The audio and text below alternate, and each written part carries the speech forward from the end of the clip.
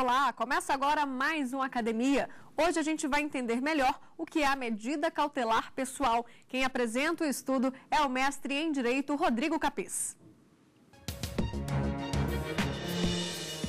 A individualização da medida cautelar pessoal no processo penal brasileiro. Dissertação de mestrado apresentada à banca examinadora do Programa de Pós-Graduação em Direito da Faculdade de Direito da Universidade de São Paulo, como exigência parcial para obtenção do título de mestre em Direito, sob a orientação do professor associado Maurício Zanoide de Moraes. E para debater esse assunto, estão aqui conosco o mestre em Direito Processual Penal e coordenador do Departamento de Monitoramento e Fiscalização do Sistema Carcerário, Luiz Lanfredi, e o especialista em Direito Penal, André Luiz Nogueira Santos. Obrigada, André, pela presença aqui no programa. Obrigado. Obrigada, Luiz. Obrigado, Mariana. Bom, e agora vamos entender melhor esse tema. Confira um rápido resumo da dissertação. Segundo o autor, a decisão que impõe uma medida cautelar pessoal, como a prisão, jamais pode resultar de mera intuição do juiz. O trabalho analisa os pressupostos e requisitos que devem estar sucessivamente presentes para a aplicação de uma medida cautelar, estabelecendo o caminho lógico que o juiz deve necessariamente percorrer para a sua imposição. Rodrigo, muito obrigada pela sua presença aqui na TV Justiça. Eu é que agradeço a honra do convite, num programa desse gabarito. Bom, queria começar entendendo o seguinte, a individualização da medida cautelar pessoal, vamos traduzir isso para quem está em casa, né? O que é a medida cautelar pessoal e o que significa essa individualização? Claro. O Código de Processo Penal e algumas leis esparsas prevêem determinadas medidas cautelares que o juiz pode impor ao imputado, ao réu ou investigado.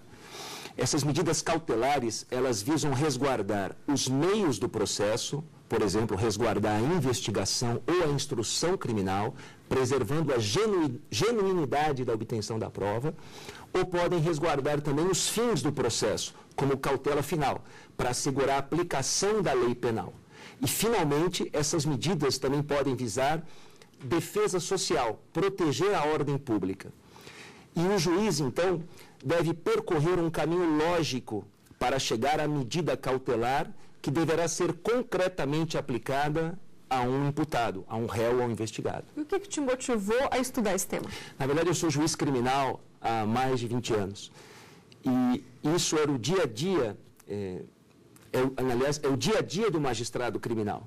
E eu resolvi, então, aprofundar o tema para poder apresentar aos juízes criminais uma sistematização dessa matéria, para tornar mais fácil e lógico o caminho até a medida cautelar. Perfeito. E qual foi a metodologia usada? Já que é o seu dia a dia, né? Claro. Você usou também essas vivências, essas experiências que você teve nos julgamentos? Com certeza. Houve, inclusive, uma conjunção de fatores favoráveis. Por quê? Porque, nesse meio tempo, eu fui convocado para trabalhar no gabinete do ministro Dias Toffoli. Então, pude me aprofundar mais na jurisprudência do Supremo Tribunal Federal. Então, houve vasos comunicantes. O trabalho no Supremo Tribunal Federal alimentava a pós-graduação e a pós-graduação alimentava o trabalho no Supremo Tribunal Federal. Foi uma junção, então, de uma experiência diária. Com certeza. Tem como a gente dar um exemplo prático, só para ficar mais claro, para o pessoal de casa entender? Claro. Esse é um exemplo, inclusive, do meu dia a dia. Ótimo. Imagina um réu acusado de estuprar a própria filha, chamado estupro de vulnerável. Quais são as providências cautelares que o juiz pode tomar se houver, por exemplo, um perigo para a instrução? Ele pode exercer uma influência sobre a vítima para que ela altere a verdade do seu depoimento. E o que o juiz pode fazer nesse caso? Quais são as medidas que ele deve tomar, eventualmente? Poder-se-ia pensar na prisão preventiva, vamos prendê-lo. Mas a prisão preventiva é sempre o que nós chamamos de a última ratio. É a última medida. É uma medida excepcionalíssima. Para aqueles que não são versados no direito, nós poderíamos até fazer uma analogia. É aquele quadradinho, quebre em caso de emergência e aperte o botão. Se não houver esta emergência, não aperte este botão, porque as consequências são muito graves, uma prisão. No caso do pai acusado, não sabemos se ele estuprou ou não. Um provável culpado também é um provável inocente. E existe a presunção de inocência. Então, quais são as medidas que nós podemos aplicar? Prisão. Não, alto lá. A prisão é a última ratio, é medida excepcionalíssima. O que eu posso fazer, inclusive já fiz no exercício da judicatura, porque por acaso eu sou juiz de uma vara de violência doméstica. Afastamento do agressor do lar, obrigo ele a sair de casa, proíbo ele de se aproximar da vítima e dos seus familiares, ou seja, para evitar que ele exerça uma influência negativa na vítima. E proíbo também de manter contato por qualquer meio, telefone, e-mail, WhatsApp. Bom, eu estou desta forma resguardando a instrução. Ele não vai interferir no ânimo de depor e não preciso prendê-lo. Agora, se ele descumprir essas medidas, aí eu decreto a sua prisão preventiva pelo descumprimento das medidas cautelares diversas da prisão. A sua crítica é justamente essa, que algumas pessoas, alguns juízes, magistrados, pulam essas etapas? Com certeza. A prisão preventiva, muitas vezes, ela é utilizada como uma antecipação de pena. E não existe antecipação de pena no processo penal brasileiro. A pena é consequência de uma sentença penal condenatória transitada em julgado, ou seja, de que não caiba mais recurso. Aí eu executo a pena e prendo. Só em situações excepcionais, em que houver uma situação de perigo, é o que nós chamamos no juridiquês de periculum libertatis. Se a liberdade do imputado, do réu investigado, gera um perigo, seja para a instrução, seja para a aplicação da lei penal, seja para a ordem pública, ao risco de ele reiterar na prática criminosa, aí eu posso decretar a prisão preventiva se as outras medidas cautelares forem insuficientes. Mas nunca decretar a prisão pela mera gravidade do crime ou por mera intuição do juiz. A decretação de uma prisão preventiva tem que resultar de uma decisão motivada, amparada em base empírica idônea, ou seja, em fatos concretos. Isso é o saber. A prisão preventiva não pode decorrer da intuição do juiz, do mero poder, do tipo, eu sei que ele é perigoso, eu sei que ele é culpado. E o clamor social influencia muito nesses casos? Você tocou num ponto importantíssimo.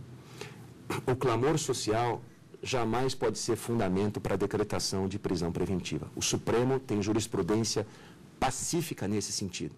E, aliás, é interessante o seguinte, um dos requisitos para a decretação da prisão é a garantia da ordem pública. A ordem pública é um conceito jurídico indeterminado. O que é ordem pública? E em todo conceito jurídico indeterminado, o que eu tenho? Perdão. Uma zona de certeza.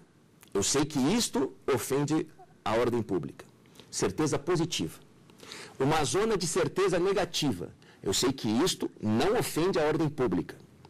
E uma zona intermediária de incerteza. Então, na zona de certeza positiva, o que ofende a ordem pública? Nós temos o risco de reiteração criminosa, pacífico no Supremo Tribunal Federal. Na zona de certeza negativa, isto não é a ordem pública. Clamor social, repercussão social do crime, assegurar a credibilidade da justiça. Por quê? Porque são fundamentos fluidos. O que é o clamor social? É aquilo que a mídia incita. Não é mensurável esse clamor social. E exatamente por este motivo, o Supremo não admite a prisão preventiva.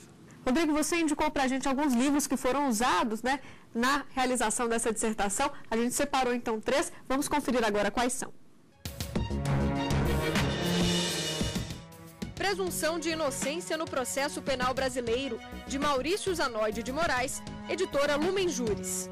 Teoria dos Direitos Fundamentais, de Robert Alexi, editora Malheiros. Direitos Fundamentais, Conteúdo Essencial, Restrições e Eficácia, de Virgílio Afonso da Silva, editora Malheiros. Rodrigo, então fica à vontade para apresentar a sua dissertação para a gente, já que a gente entendeu um pouquinho melhor desse tema. Claro. Como eu disse, para o juiz chegar numa medida cautelar aplicável ao caso concreto, ele tem que seguir um método, um caminho racional. Que método é esse? São sucessivos exames que o juiz faz.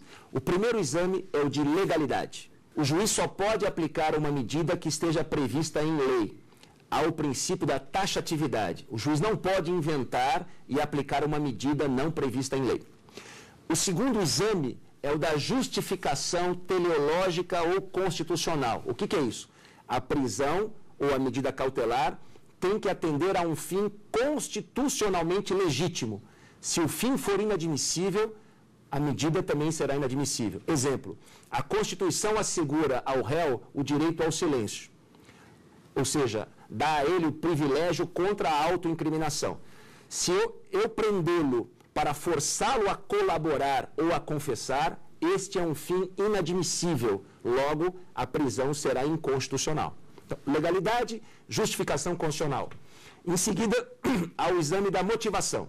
O que o juiz deve examinar na motivação? Em primeiro lugar, as hipóteses de cabimento da medida, legais. Em segundo lugar, se há indícios de autoria e prova da materialidade. É a probabilidade de existência do crime. É o chamado fumus commissi delicti. Em terceiro lugar, os requisitos para a medida cautelar, que são aquelas situações de perigo a que eu me referi. É o periculum libertatis. E, por fim, ele deve justificar a análise que ele faz para chegar àquela conclusão. Então, passamos ao exame sucessivo. Fumus commissi delicti, indícios de autoria e prova da materialidade. Se isso não existir, o juiz não pode decretar prisão alguma. Nem se passa ao exame sucessivo do perigo para o processo ou para a ordem pública. Se não houver esses indícios, eu paro ali, não posso decretar prisão. Existem esses indícios de autoria e prova da materialidade. Eu passo ao exame subsequente, que é o da situação de perigo para o processo. E esse é um exame importantíssimo. Por quê?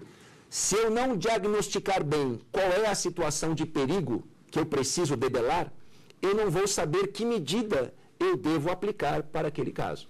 Então, identificar a situação de perigo. E o que é muito importante, é um grande equívoco dos juízes aqui. Muitos juízes decretam a prisão com base na suficiência maior de indícios de autoria e materialidade. Não é isso. O exame dos indícios de autoria e materialidade é um exame de exclusão. Se há, eu passo para a análise seguinte. Se não há, eu paro.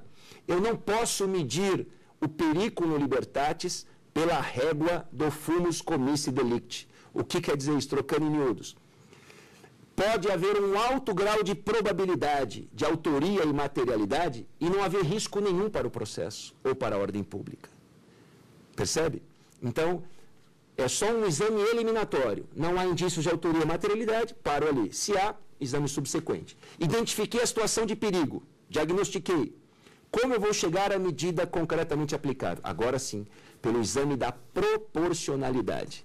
A proporcionalidade, que nós abordamos com muita profundidade no trabalho, é a última etapa do processo de concretização da medida cautelar. Há uma grande confusão. Onde se insere a proporcionalidade? Em que momento eu devo avaliar a proporcionalidade?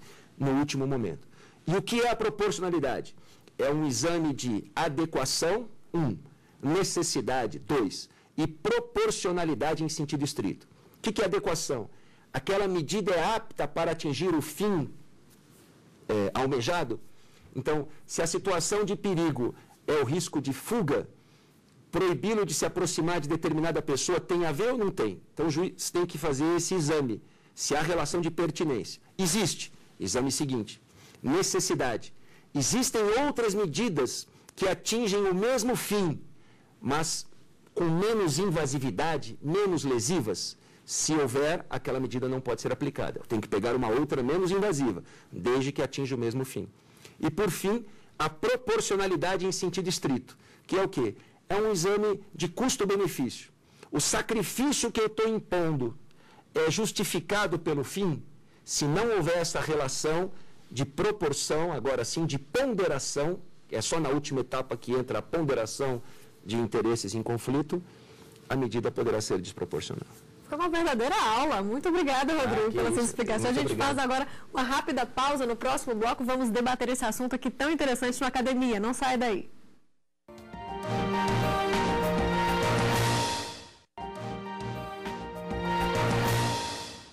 Estamos de volta e hoje a gente fala sobre a medida cautelar pessoal no processo penal brasileiro. Vamos então para o debate. Por favor, a primeira pergunta. Obrigado, Mariana. Cumprimento ao doutor Lanfred, um magistrado que engrandece a magistratura com o seu trabalho proficiente e exemplar. Agradeço ao doutor Rodrigo, primeiramente, por ter me concedido a honra de estar aqui hoje, parabenizando desde logo né, por esse belíssimo estudo apresentado que aborda de forma bastante consistente um tema extremamente instigante que causa, né, desperta grande polêmica e divergência nos campos doutrinários e jurisprudencial.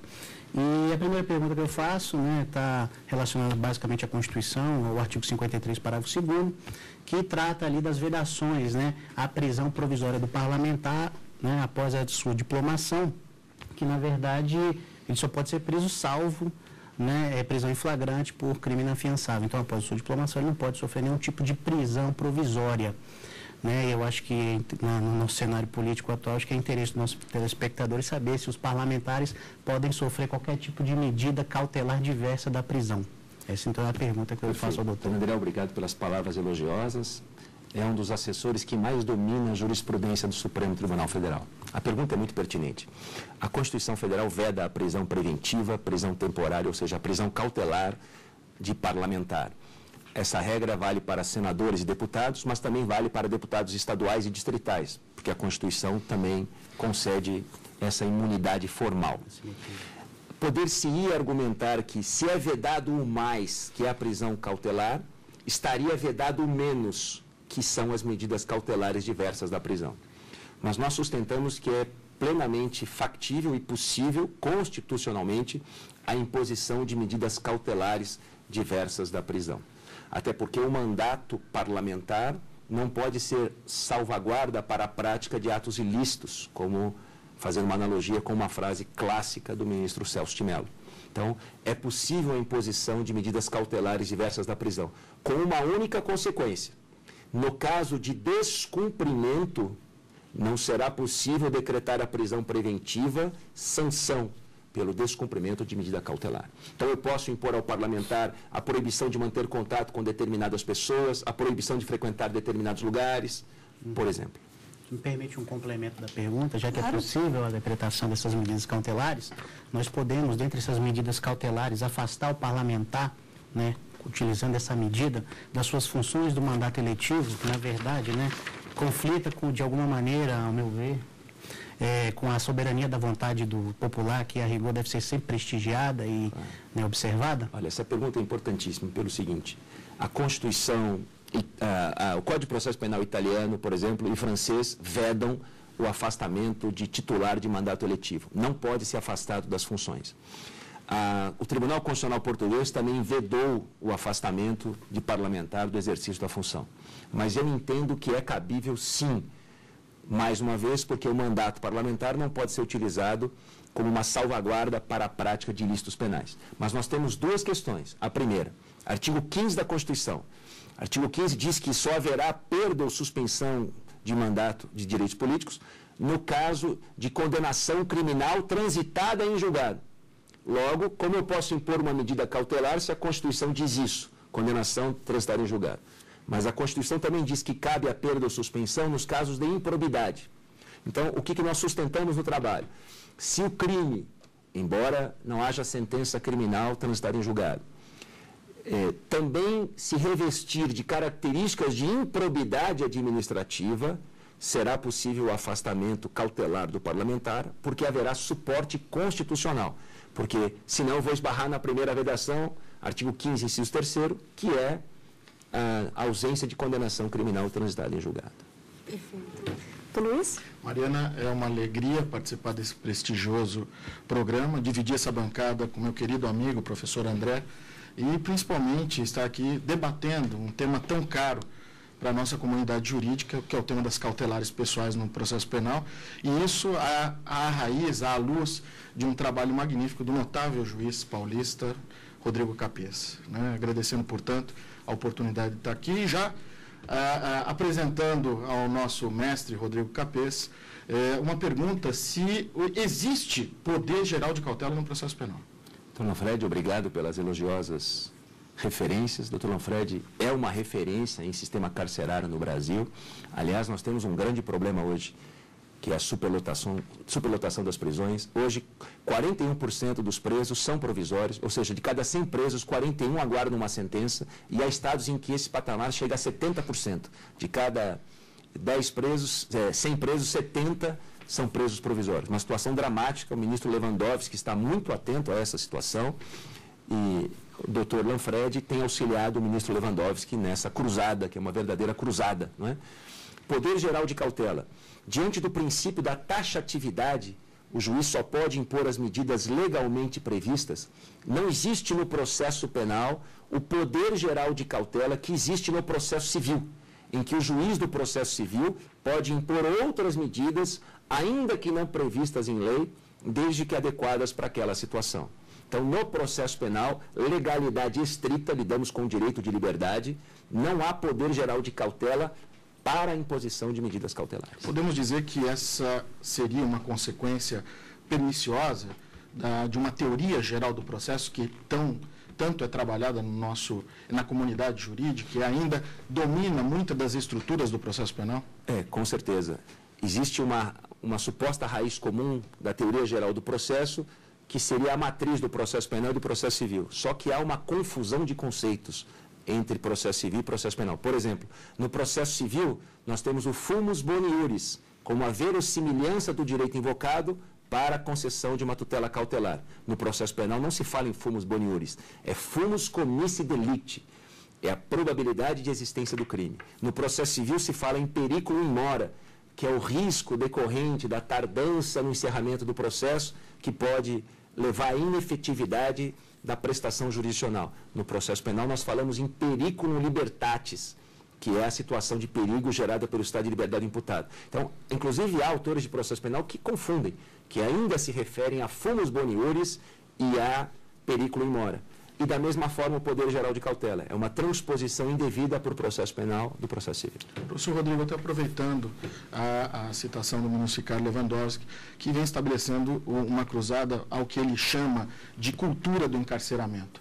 Evidentemente que nós trabalhamos há muito com essa dicotomia liberdade e prisão, e as cautelares pessoais de recente introdução no nosso direito viriam para preencher esse espaço, né, que, na verdade, não havia para os operadores do direito até então. As audiências de custódia hoje talvez possam ser o locus mais apropriado ou mais indicado para que essas análises todas em relação à melhor medida ou à melhor cautela dentro do processo penal se estabeleçam. O que o senhor acha dessa colocação? É uma iniciativa sem par no Brasil. O ministro Lewandowski está estendendo a audiência de custódia para todos os estados. Logo, não haverá nenhum estado que não realize audiência de custódia. O Supremo Tribunal Federal, o plenário do Supremo Tribunal Federal, referendou essa iniciativa ao dizer que é obrigatória a audiência de custódia no Brasil. Ou seja, é uma forma de, primeiro, o preso ter imediato contato com uma autoridade judicial. Isso é importantíssimo. O juiz tem que olhar no rosto do preso, e o preso tem o direito de olhar no rosto do juiz.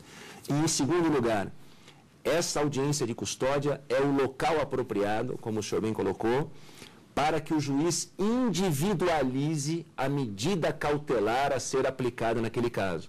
Seja para dizer que não há necessidade de prisão, seja para dizer que há necessidade de prisão. Então, nessa audiência de custódia, que também se chama doutrinariamente de audiência de apresentação, é uma outra denominação para essa audiência, o juiz então analisa se há necessidade ou não de manutenção do investigado na prisão. E a gente está tendo resultados aí satisfatórios, com né? Certeza. Com certeza. Porque é uma possibilidade de o juiz ter contato com as condições pessoais. É muito diferente você ler um papel produzido por uma outra autoridade e você, pessoalmente, como autoridade judicial, colher as informações que você julga necessárias para a formação do seu convencimento. Isso tudo em 24 horas. Tudo em 24 horas. Perfeito. André? O que eu gostaria de saber, inclusive nós temos decisão do Supremo Tribunal Federal nesse sentido, inclusive do ministro Dias Toffoli, né, que visando, né, manter o critério de provisoriedade dessas medidas cautelares, ele estipulou um prazo, ou seja, determinou em jurisprudência a estipulação dessas medidas cautelares, né, e após aquele prazo o processo retornaria para a reapreciação da necessidade da mantença dessas medidas cautelares. O que o senhor pensa a respeito disso? Perfeito. A provisoriedade é uma característica das medidas cautelares. Provisoriedade é o antônimo, é o contrário de definitividade. Então, se é cautelar, tem que ser provisório. E qual que é o risco de uma medida cautelar? Ela se prolongar no tempo e ninguém controlar se ela ainda é necessária. Por quê? Porque uma das características da medida cautelar é a atualidade. Ou seja, se aquela situação que justificou a medida cautelar lá atrás se desfez hoje, ela não pode se manter. Então, o juiz tem que estar atento a isso. E como ele pode estar atento a isso? Ao decretar uma medida cautelar, seja diversa da prisão, seja a prisão, ele fixa um prazo de duração. Decreto a prisão preventiva por 90 dias, findos os quais reapreciarei a necessidade ou não da sua manutenção. Então, é uma forma de você estabelecer um controle e evitar que um processo fique parado num escaninho ou perdido num sistema eletrônico sem que ninguém dê atenção para aquele caso. Tá certo. Infelizmente, gente, nosso tempo chega ao fim. O tema é de grande importância. A gente pode, debater aqui durante longas horas. Agradeço a sua presença, Rodrigo, aqui na Academia. Eu que agradeço a oportunidade. Foi um debate belíssimo, maravilhoso. Obrigado pela oportunidade. Agradeço também nossos debatedores. André Luiz, muito obrigada. Obrigado, muito obrigado. Obrigada, doutor Luiz. Agradeço também a oportunidade. Bom, e você também pode apresentar a sua tese ou dissertação aqui no Academia. É só enviar um e-mail para a gente, academia@stf.jus.br. Para rever o programa da semana, é só acessar o site que vai aparecer aí na sua tela, tvjustiça.jus.br. Obrigada pela companhia e até semana que vem.